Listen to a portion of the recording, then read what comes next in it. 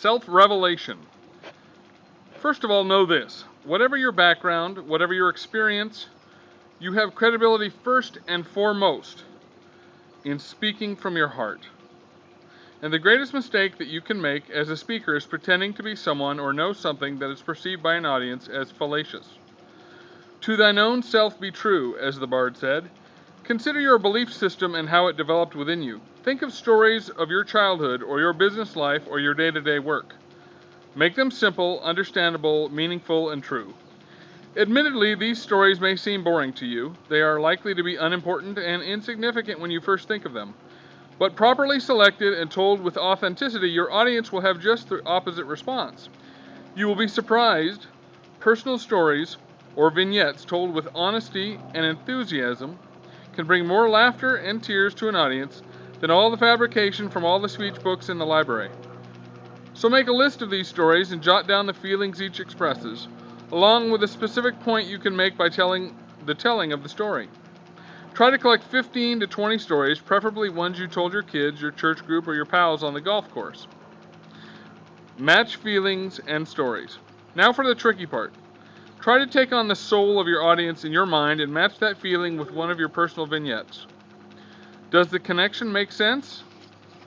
Does it evoke an emotional response? Try to make yourself one with your audience and listen with their eardrums. Scrutinize your stories, asking questions from the character of the audience's soul. Then focus your voice box on those questions. The next step will take self-discipline, but you can do it. Practice, practice, practice. Start with a mirror or a video camera. Then engage your dog or cat to watch. Try a focus group. Each time you practice, add colorful words to your vignette. Soul-to-soul words, words that evoke emotion from the listener. This is what you are seeking, words that touch the heart. An endless journey. As you have probably surmised already, creating speeches and presentations that engage the soul of your audience is a never-ending process. You'll catch yourself saying, "This isn't good enough. There isn't enough meat here. I'm not as eloquent as I should be." Don't worry about eloquence. Polish the words enough to get the emotion across. Once you understand soul-to-soul communicating and get a taste of the response it can evoke, you'll become an enthusiastic student who wants to continue getting better.